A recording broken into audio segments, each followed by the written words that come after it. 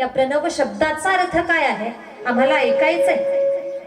पण शिव महापुराण सांगतं, सुतजी वर्णन करतात, म्हणतात या प्रणवाचं महत्व पूर्णतः भगवान भोलेनाथांशिवाय इतर कोणीही पूर्णतः या प्रणवाचं महत्व जाणूच शकत नाही.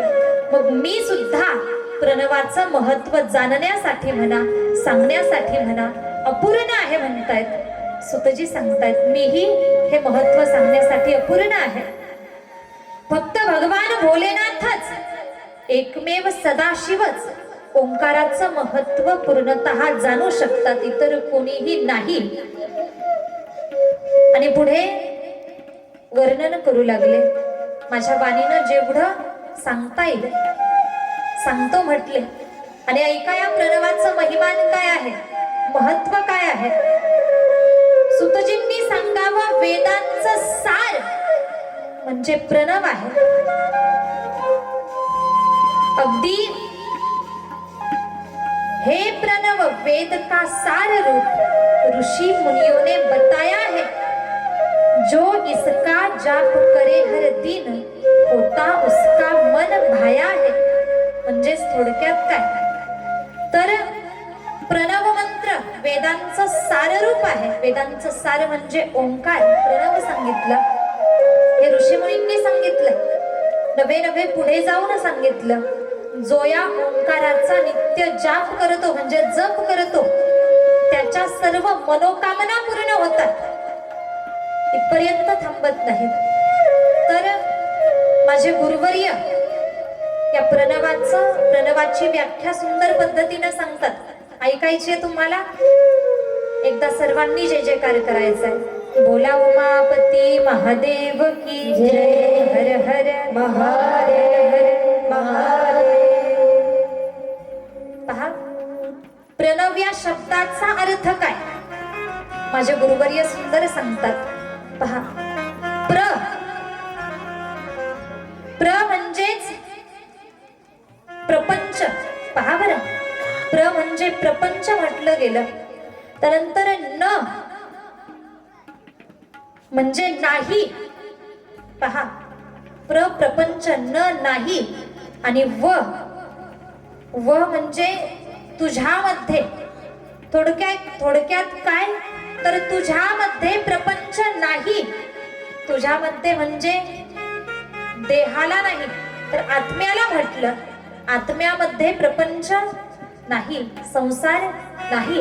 आत्मा तर भगवत स्वरूप आहे. आणि या प्रणवापासूनच ओंकारापासूनच एक प्रकारे जगताचा आविर्भाव आहे.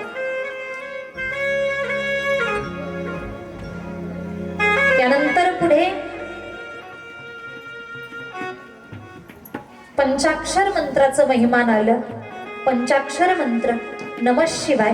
पहा सुंदर वर्णन येतं. नमः शिवाय जप को करके प्राणी निश्चल हो जाता है. सारी सिद्धियां मिले उसको फिर स्वर्गलोक हो जाता है.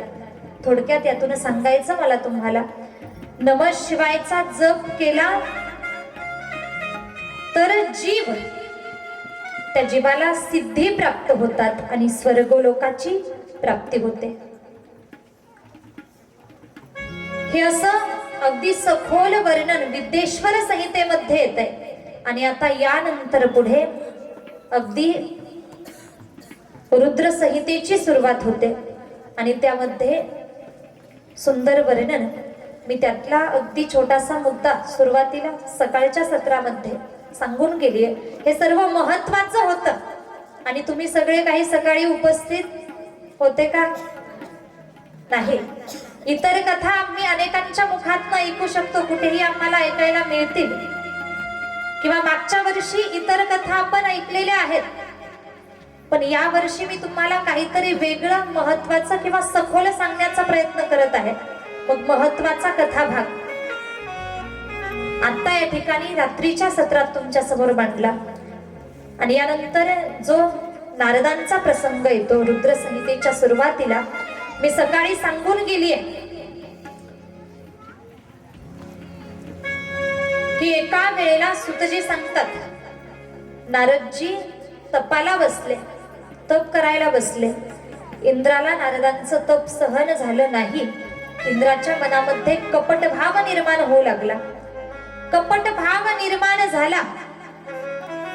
मी एक वाक्य नेहमी सांगत असते, इंद्र नारदांवरती जळत होता, जळाऊ वृत्ती त्याची होती. आम्ही म्हणतो ना, आमच्याकडे सुंदर वाक्य आहे, माणसानं मळक असावं पण जळक नसावं. कुणावरती जळू नये. दुसऱ्याचं चांगलं पाहता आलं तर आमचंही निश्चित चांगलं होतं, यात तीळ मात्र सुद्धा शंका नाही. इंद्राला नारदांचं तप सहन होईना, भीती वाटू लागली, भय निर्माण होऊ लागलं. नारदांचं तप जर वाढतच राहिलं आणि नारदांवरती भगवान भोले बाबा प्रसन्न झाले, नवे नवे भगवान प्रसन्न झाले, तर नारदांनी जर त्यांच्याकडे माझ्या इंद्रपदाची मागणी केली तर अनर्थ होऊन जाईल, माझी सत्ता जाईल. हा विचार कोणी केला? पवनार कोण करत आहे हा विचार? इंद्रानं हा विचार केला, माझी सत्ता जाईल. सत्ताधाऱ्याला भय असतं, माझी गादी जाते की काय, माझी सत्ता जाते की काय, भीती असते. इंद्राला हे भय वाटू लागलं आणि इंद्रानं ठरवलं, आता नारदांचं तप भंग करायचं, तपभंग झालं पाहिजे. इंद्रानं प्रयत्न चालू केले.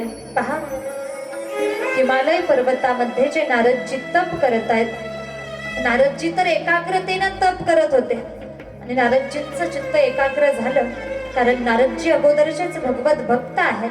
भगवंताचं नाम त्यांच्या मुखामध्ये नित्य असतं. भजन करतात नारदजी. करणार तुम्ही भजन? नारायण श्रीमद् नारायण नारायण नारायण नारायण नारायण श्रीमद् नारायण नारायण नारायण नारायण श्रीमद् नारायण नारायण नारायण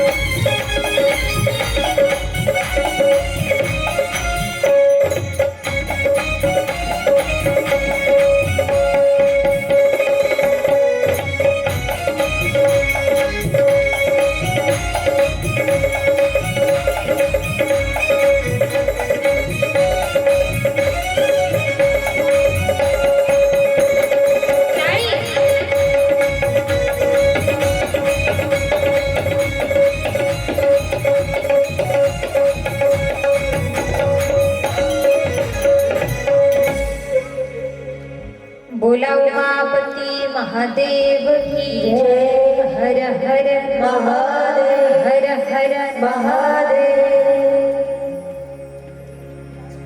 नारदजींच्या मुखामध्ये नेहमी नारायण नाम आहे। नारायण नारायण, भगवंताच्या नामाचा उच्चार नेहमी करत असतात।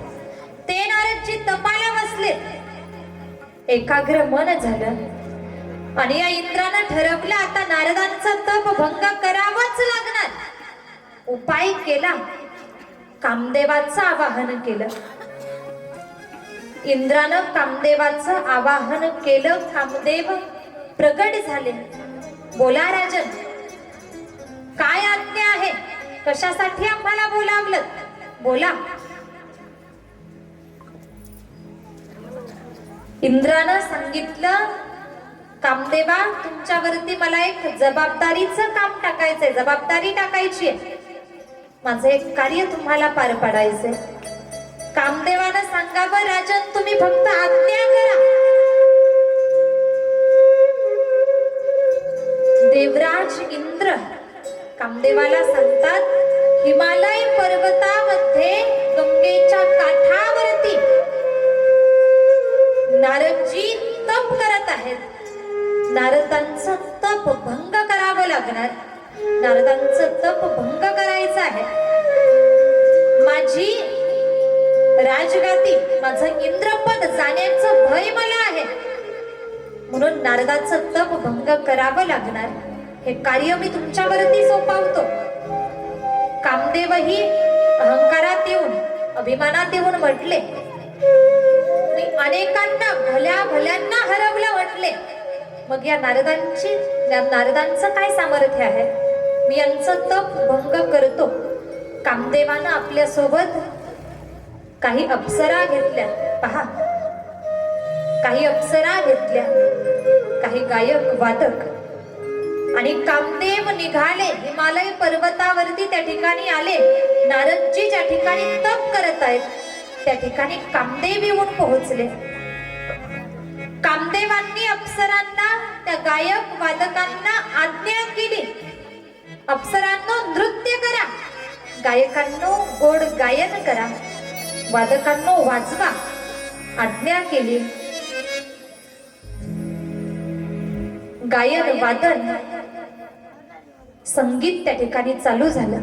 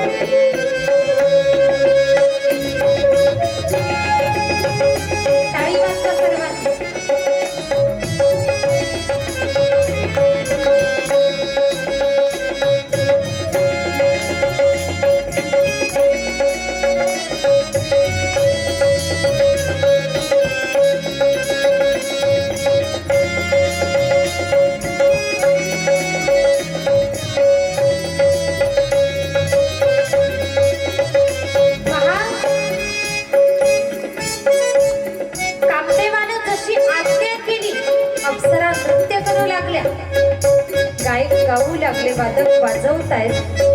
बराच काळ उलटच चाललाय, नारदांचं तप भंग होत नाहीये। नारदजींचं चित्त एकाग्र झालेलं आहे। त्यांच्या तपावरती त्यांच्या या संगीताचा काहीच परिणाम होईनासा झाला। अप्सरा नृत्य करतात, नृत्य करून करून थकल्या।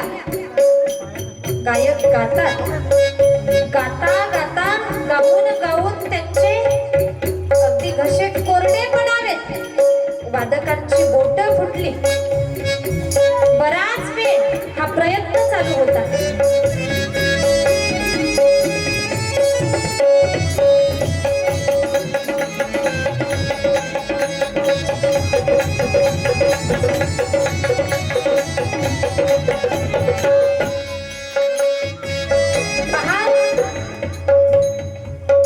हा प्रयत्न बराच वेळापासून चालला।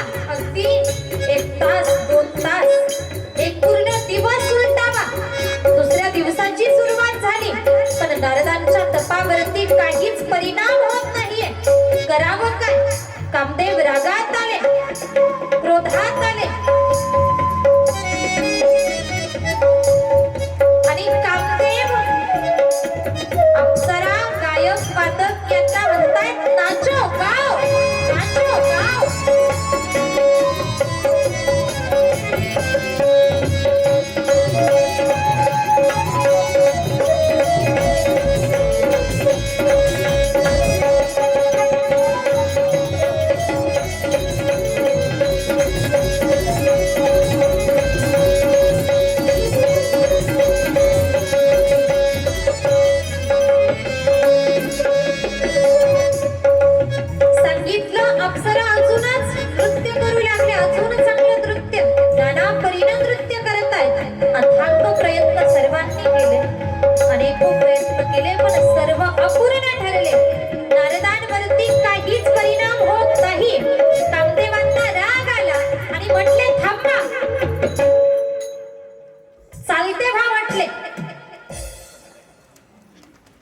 तुम्ही नका जाऊ, चालते भा म्हटले। पहा कामदेव निराश झाले, असमर्थ ठरले। कामदेव इंद्रदेवाकडे परतले आणि इंद्रदेवाने समोर हात जोडून सांगितलं, राजन तुम्ही माझ्यावरती जबाबदारी टाकली पण ती जबाबदारी पूर्ण करण्यासाठी मी असमर्थ ठरलो। जबाबदारी मी पूर्ण करू शकलो नाही। समोर लक्ष द्या माता वर्ग, काय काम सांगितलं होतं कामदेवांना? बोला, काय सांगितलं होतं? तुमचं लक्ष आहे ना का मी एकटीच बडबड करत चालले? कामदेवांवरती जबाबदारी टाकली होती, तुम्ही जायचं ना नारदांचं तप भंग करून यायचं। पण कामदेवांना ती जबाबदारी पूर्ण करता आली का? आली का इकडे? नाही।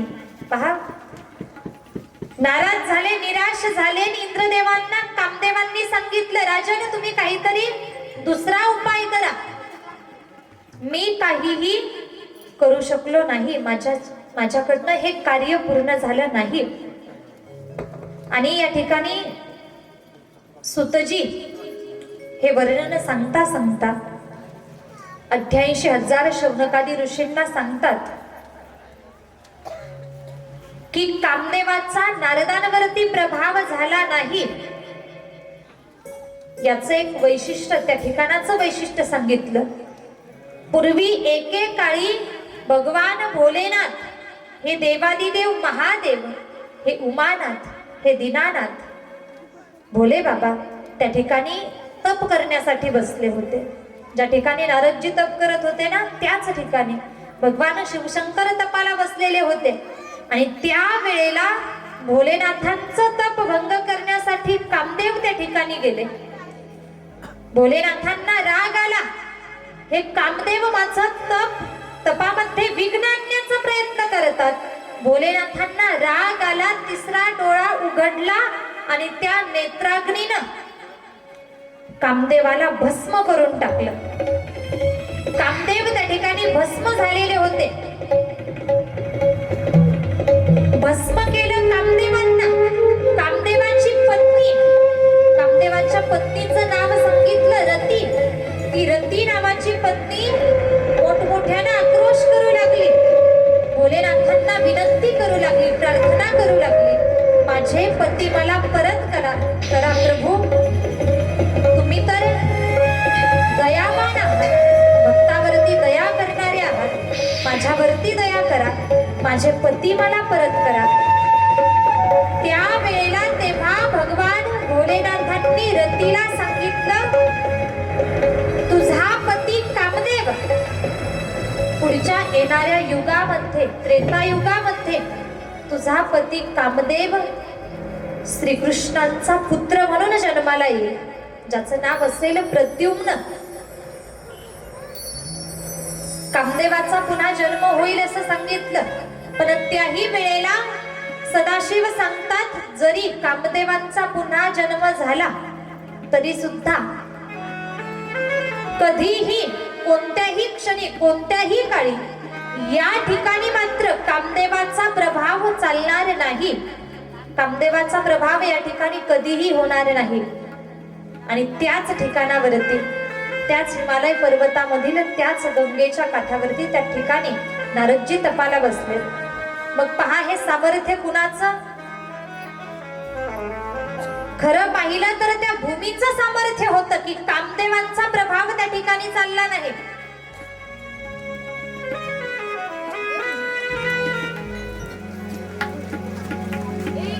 माझी थोडीशी विनंती आहे, अधून मधून फिरणाऱ्यांनी थोडंसं शांत बसायचं.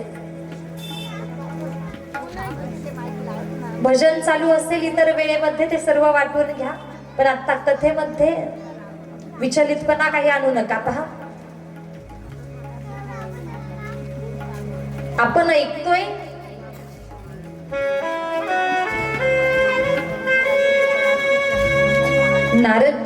नारदजींचं ते सामर्थ्य नव्हतं. खरं पाहिलं तर त्या भूमीची ती ताकद होती. नारदजींचं तप भंग झालं नाही, कामदेवाचा प्रभाव चालला नाही. हे कारण सुतांनी शौनकादी ऋषींना सांगितले. पुढे इंद्रानं आता अजून प्रयत्न चालू केले. मग त्यामध्ये इंद्रानं स्तुती, फुलांचा हार आणि नमस्कार या 3 गोष्टींचा वापर केला. इंद्रानं केलं काय? समोर लक्ष द्या मातावर्ग, ताट बसावर एकदा फ्रेश. इंद्रानं आपल्या हातामध्ये फुलांचा हार घेतला. फुलांचा हार हातात आहे. त्यानंतर नारदांकडे जावं, नारदांच्या गळ्यात तो पुष्पहार टाकला. दोन्ही हात जोडले.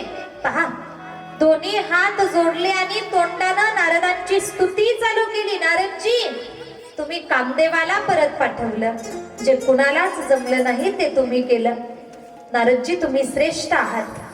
आणि कुठेतरी हाच भ्रम नारदजींच्या मनामध्ये झाला. अरे खरंच मी सर्वात श्रेष्ठ आहे.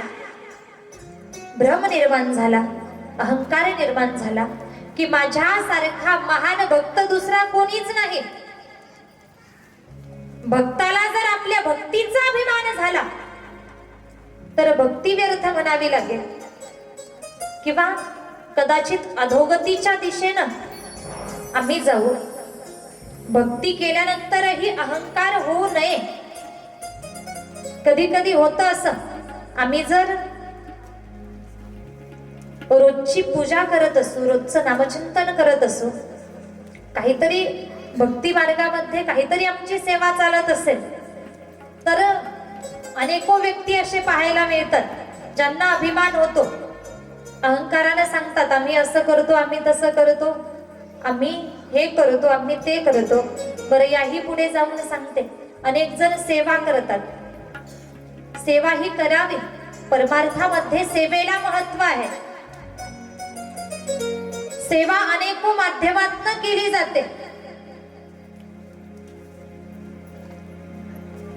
एक उदाहरण मी तुमच्या समोर मांडून जाते. एका व्यक्तीनं एका धर्म कार्यामध्ये, एका धर्म मंडपामध्ये धनवान व्यक्ती होता. त्यानं एक प्रकारे कथा म्हणा, प्रवचनामध्ये भाविक भक्त बसल्यानंतर त्यांना अगदी उन्हाळ्याच्या दिवसामध्ये गरम होऊ नये म्हणून फॅन दिले. काय? फॅन दान म्हणून दिले. व्यक्तीनं फॅन दिले, सेवा केली. मग त्या सेवेचा अहंकार नसावा, पण त्या व्यक्तीचं झालं असं, किंवा हा प्रसंग आमच्या बाबतीत अनेकदा घडतो. एखाद्यानं काहीतरी सेवा केली ना, ते सांगतात, ताई आमचं नाव घ्या, किंवा आम्ही असं केलं, आम्ही तसं केलं. अनेकांची अपेक्षा असते आमच्या मुखातनं त्यांचं गुणगान व्हावं, पण ही अपेक्षा आमची चुकीची आहे. ज्या व्यक्तीनं धर्मकार्यामध्ये फॅन दान म्हणून दिले, भाविकांच्या सेवेसाठी दिले, त्या व्यक्तीला आशा होती नवे नवे सर्वांनी माझं नाव घ्यावं. भर कथा चालू होती. अगदी कथा चालू असताना, प्रवचन चालू असताना, उन्हाळ्याचे दिवस, फॅन चालू होते आणि अचानक त्या व्यक्तीनं फॅन बंद केले. पहा बरं का, त्या फॅन वरती त्याचं नाव होतच होतं, पण कथा ऐकत असताना सर्व भाविकांचं लक्ष समोर कथेकडे. फॅनकडे काही कोणी पाहायला तयारच नाही. त्याला काय वाटायचं, फॅनकडे पाहिलं पाहिजे. फॅनकडे पाहिलं, लक्ष गेलं की सर्व कोणीतरी चौकशी करेल, विचारेल हे फॅन कोणी दिले, एवढी मोठी महान सेवा कोणी केली, आपलं नाव कोणीतरी घ्यावं, चौकशी करावी, हे कुणाला वाटायचं, ज्यानं फॅन दिले त्याला. भर कथा चालू असताना फॅन बंद केले. आता भाविकांना गरमी व्हायला लागले. वरती पाहतात, फॅन दिसले, फॅन चालू करा. आणि कोणीतरी त्याला म्हणावं, अरे एवढी फॅनची सेवा कोणी केली असेल. तो म्हटला, अगोदर जर हे वर्णन मी माझ्या कानावरती ऐकलं असतं तर फॅन बंद करायची गरजच पडली नसती. म्हणजे मला यातून सांगायचं एवढं की आमची अपेक्षा नसावी की आमचं कोणीतरी वर्णन करावं. आम्ही जी सेवा करतोय त्या सेवेचं वर्णन केलं जावं. सेवेचा अभिमान होता कामा नये. आम्ही भक्ती करतोय, आम्ही नामजप करतोय, त्याचाही अभिमान करू नये. अधोगती आमची झाल्याशिवाय राहणार नाही. या ठिकाणी नारदांना अभिमान, अहंकाराची निर्मिती व्हावी. माझ्यासारखा श्रेष्ठ भक्त नाही, माझ्यासारखा महान भक्त नाही. नारदजी जाऊन पोहोचले भगवान भोलेनाथांकडे. भगवान भोलेनाथांकडे नारदजी जाऊन पोहोचतायत. भोलेनाथांना समोर सांगतायत, प्रभू मी महान आहे, मी श्रेष्ठ भक्त आहे. भक्तांच्या यादीमध्ये सर्वात अगोदर माझं नाव येणार. मी श्रेष्ठ, मी कामदेवाला परत पाठवलंय. एका क्षणात लक्षात आलं नारदांना, क्षणात ओळखलं. आता भगवान भोले बाबा नारदांना त्यांच्यासारखं बोलले, नारदजी तुम्ही खरंच श्रेष्ठ आहात, तुम्ही महान आहात म्हटले. पण नारदजी ऐका ना, हे तुम्ही मला सांगितलं, तुम्ही श्रेष्ठ भक्त आहात, कामदेवाला परत पाठवलं. हे नारदजी मला सांगितलं हरकत नाही, पण तुम्ही भगवान विष्णूंना जाऊन सांगू नका. काय म्हटले, मला सांगितलं तर सांगितलं, विष्णूंना जाऊन सांगूच नका. नारदजी म्हटले, आता तर मी मुद्दाम विष्णूंकडे जाणार. यांना वाटलं भगवान भोलेनाथांच्या मनामध्ये माझ्याबद्दल कपट निर्माण झालं. विष्णूंकडे जाणार मनोमन विचार केला. विष्णूंकडे जाण्या अगोदर ब्रह्माजींकडे गेले, ब्रह्मदेवांकडे गेले. ब्रह्मदेवांना सुद्धा हेच सांगितलं. ब्रह्मदेवांना समोर जाऊन स्वतःची स्तुती केली, स्वतःची स्तुती केली. ब्रह्मदेव सुद्धा हेच सांगतात, नारदजी ऐका, तुम्ही हे मला सांगितलं, तुम्ही श्रेष्ठ आहात, तुम्ही कामदेवाला परत पाठवलं. नारदजी हे मला सांगितलं हरकत नाही, पण विष्णूंना सांगू नका. शिव आणि ब्रह्मा दोघेही एकच सांगतायत, विष्णूंना सांगू नका. कारण नारदजी कुणाची भक्ती करतायत, बोला ना, कुणाच्या नामाचा उच्चार करतात नारदजी? नारायण नामाचा उच्चार करतात. भगवान विष्णूंची भक्ती करतात. या दोघांनी सांगावं की तुम्ही विष्णूंसमोर असं बोलू नका. का सांगतायत? कपट भाव यांचा नव्हता, तर या मागचा हेतू एवढाच होता की रे, जेव्हा भगवान परमात्मा आपल्या भक्ताच्या मुखातनं असं अहंकारानं भरलेलं बोलणं ऐकतील, ज्या मुखातनं आजपर्यंत नारायण नामाचा उच्चार ऐकला, त्या मुखातनं आज अहंकाराचे बोल ऐकले, तर नारायण म्हणजेच भगवान विष्णू निराश होतील, नाराजी त्यांच्या मनामध्ये निर्माण होईल. आणि म्हणून तुम्ही असं विष्णू समोर बोलू नका हे सांगत होते सदाशिव, भगवान शिव आणि ब्रह्मा. पण नारदांनी ऐकलं नाही. आता म्हटले, मी मुद्दाम विष्णूंकडे जाणार. विष्णूंपर्यंत गेले. वैकुंठामध्ये नारदजी जाऊन पोहोचले. शेषशय्येवरती पहुडलेले भगवान विष्णू. भगवान विष्णूंनी डोळे उघडले, नारदजी समोर होते. नारदांनी हात जोडलेले. प्रभू, मी श्रेष्ठ आहे, मी महान आहे. तुमच्या भक्तांमध्ये सर्वात श्रेष्ठ भक्ती माझी आहे. विष्णूंनी क्षणात ओळखलं, अरे माझ्या या भक्ताला अहंकार झाला. तुकोबाराया म्हणतात, अहंकार झाला तुका म्हणे वाया गेला. अहंकार नाश करणारा आहे, अधोगती करणारा आहे. नारदांना अहंकार झाला लक्षात आलं. विष्णूंनी ठरवलं, आता आपल्या भक्ताला या भ्रमातनं बाहेर काढावंच लागणार. या भ्रमातनं नारदांना बाहेर काढायचं ठरलं. हे भगवान विष्णू करुणावत्सल आहेत, भक्तवत्सल आहेत.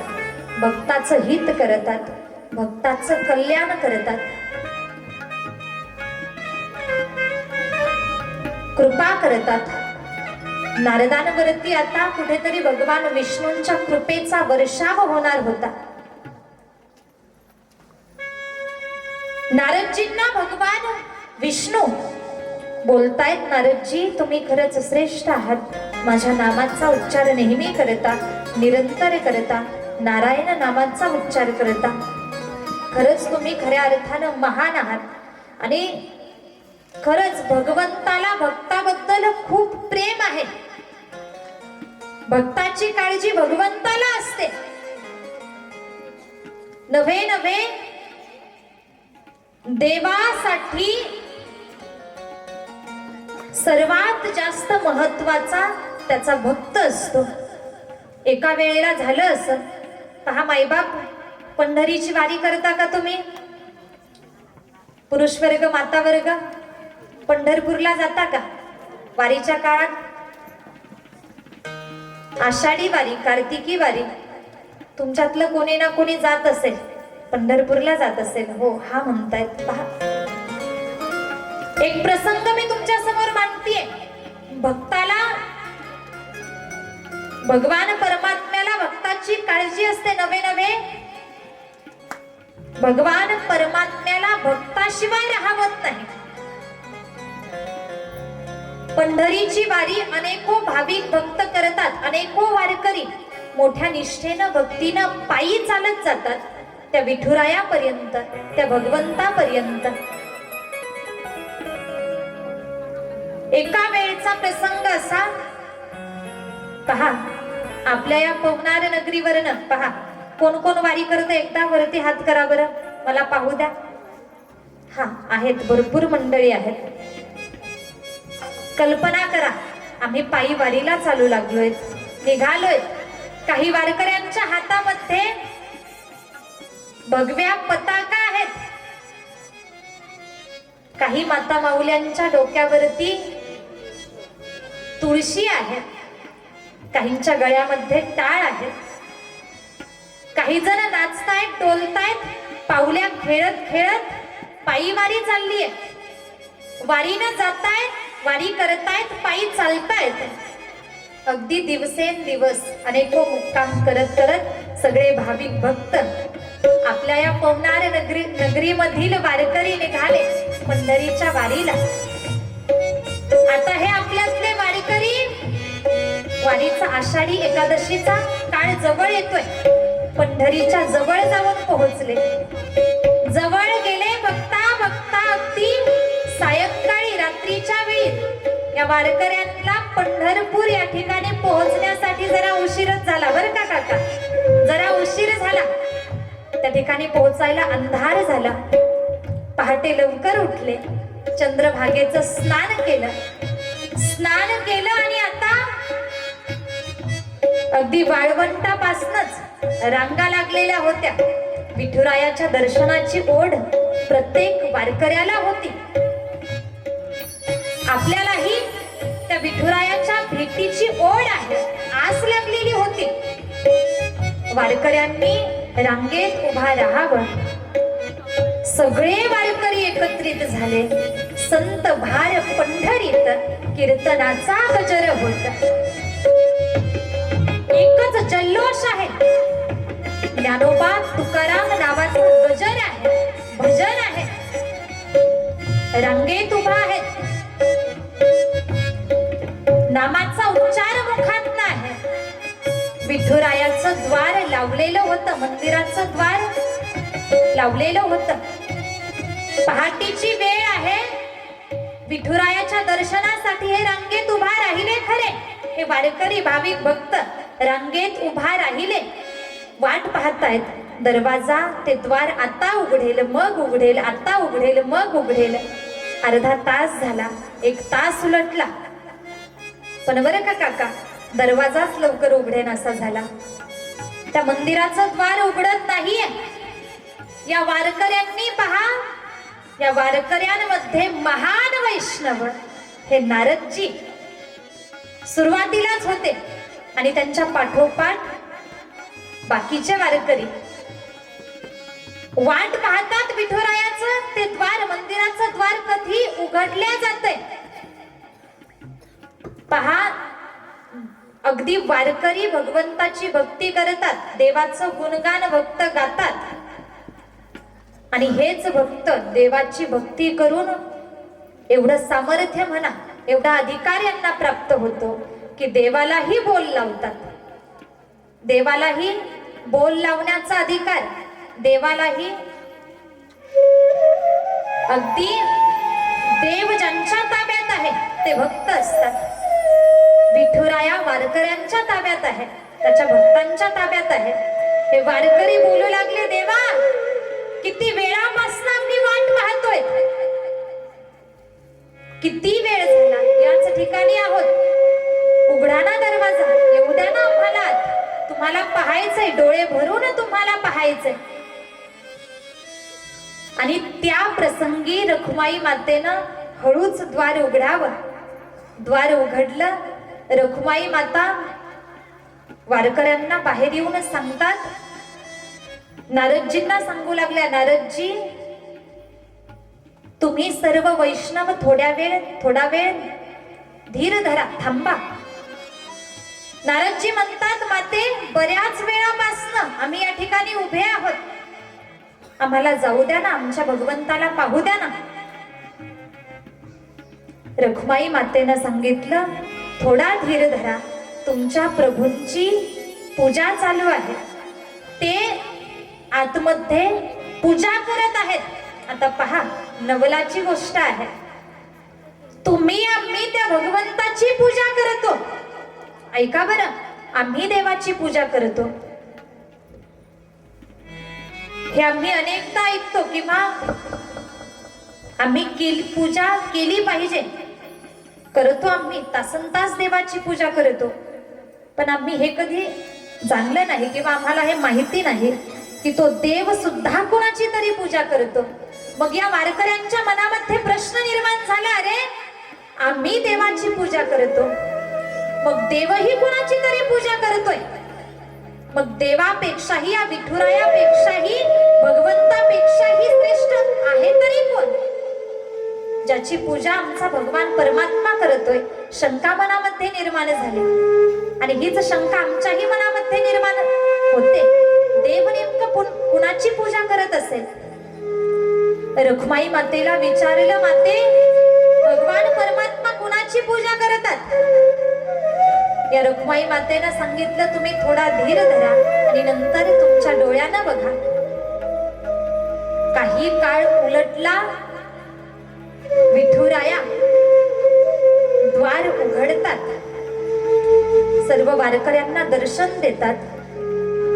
पण नारदजींच्या मनामध्ये हे शंकेचं वादळ पेटलेलं होतं, शंका निर्माण झालेली होती. अरे देव तासभर नेमकं कुणाची पूजा करत होते? वारकऱ्यांची शंका दूर करायची होती. नारदजी देवाला प्रश्न करू लागले, प्रभू आम्ही तुमची पूजा करतो, मग तुम्ही नेमकं कुणाची पूजा करता? तुम्ही तासभर पूजा करत होता म्हणे, मग तुम्ही कुणाची पूजा करता? सांगा आम्हाला, तुमच्यापेक्षा श्रेष्ठ कोण आहे? तो पंढरीचा पांडुरंग परमात्मा, जो कर कटेवरती ठेवून विटेवरती काळजी घेतो, भक्तांचं रक्षण करतो, तो भगवान परमात्मा माझा विठुराया बोलू लागतोय. नारदजी ऐका, तुमचा प्रश्न आहे ना, मी कुणाची पूजा करतो, त्या प्रश्नाचं उत्तर तुम्ही तुमच्या डोळ्यानं पहा. नारदजी आतमध्ये गेले, पाहतात तर काय, अरे देव दुसऱ्या कुणाची नाही तर आम्हा भक्तांची पूजा करत आहेत. देवाच्या त्या देवघरामध्ये अगदी इतर देवता नाही तर कुठे नारदजी, व्यासजी, भक्त प्रल्हादजी, पराशरजी अशा अनेको भक्तांच्या मूर्त्या मांडलेल्या होत्या, भक्तांच्या मूर्त्या ठेवलेल्या होत्या. आणि त्या भक्तांची पूजा तो भगवान परमात्मा करत होता. मला सांगायचं यातून तुम्हाला, त्या भगवान परमात्म्याला सर्वात जवळचे त्याचे भक्त असतात. देवाला भक्ता एवढं प्रिय दुसरं कोणीच नाहीये. मग आम्ही जर भक्ती केली तर आम्ही त्या देवाचे लाडके बनू शकतो.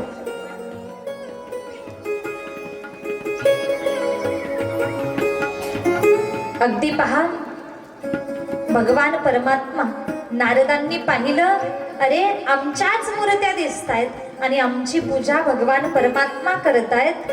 नारदजींचं अंतःकरण भरून आलं, डोळ्यातनं नेत्रातनं अश्रू बाहेर पडू लागले. प्रभू, आम्ही तुमची भक्ती करतो, आम्ही केलीच पाहिजे. तुम्ही जगाचे मालक आहात, परमपिता आहात. तुम्ही आमचे अगदी माता पिता बंधू भगिनी सगळे सोयरे सगळं काही तुम्ही आहात.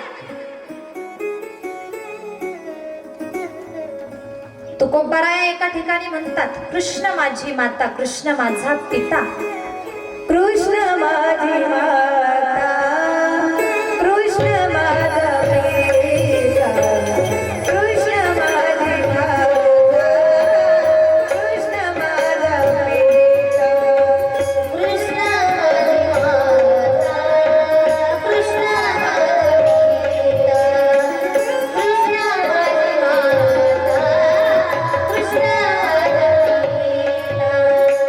बहीण बंधू तुला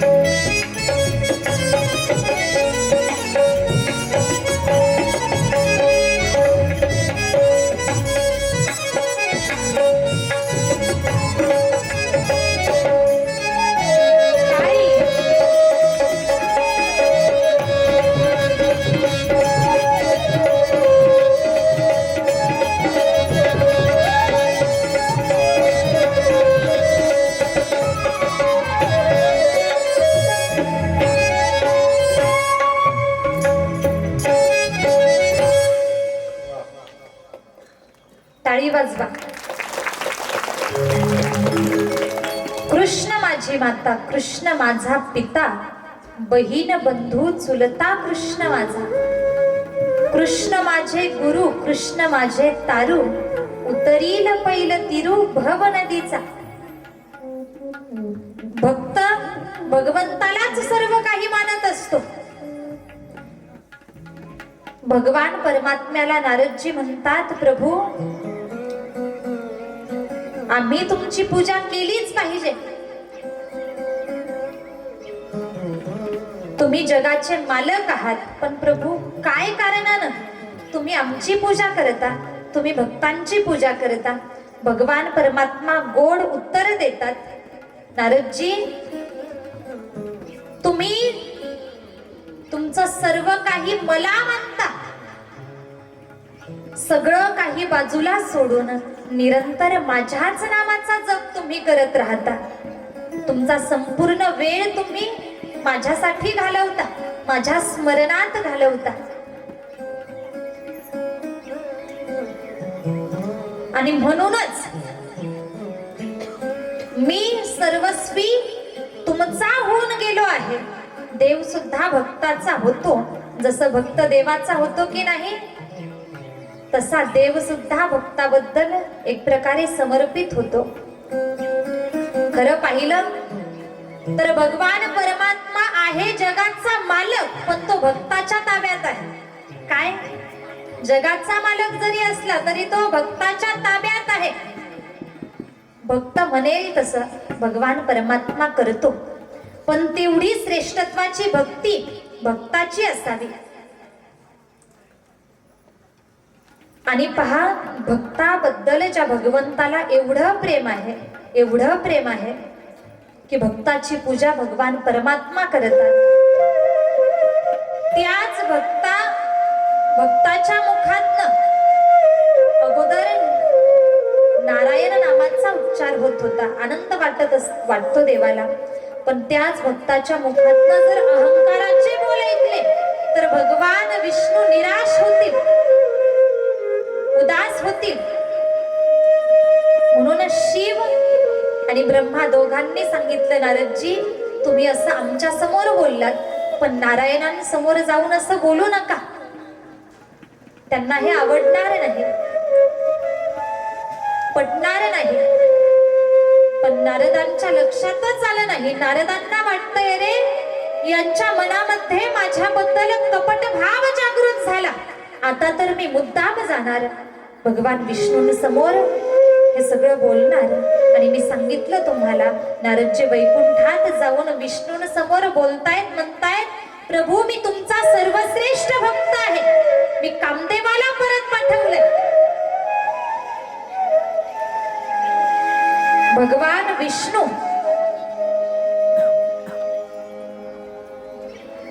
विष्णूंनी आता ठरवलं नारदांचा अहंकार, नारदांचा भ्रम दूर करायचा. एक नगरी निर्माण केली.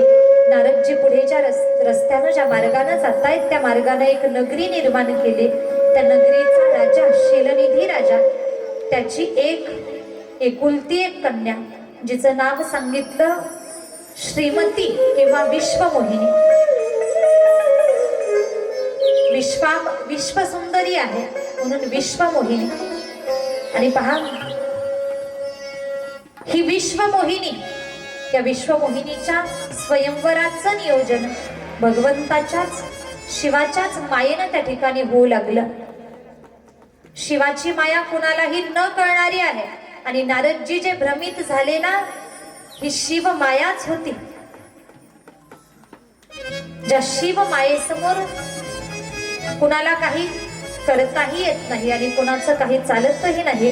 खरं पाहिलं तर ही भोलेनाथांची इच्छा असते, शिव माया. आणि विष्णूंच्या माध्यमातून नारदांचा भ्रम दूर करणारे सुद्धा भगवान भोलेनाथच आहेत. आता सर्वांनी एकदा उठून उभं राहायचं. आपला नियम तुम्हा सर्वांना माहिती आहे. सुंदर गोड नाचून प्रत्येकानं भजन करायचंय, भजनाचा आनंद घ्यायचाय. सर्वांनी उठून उभे राहा.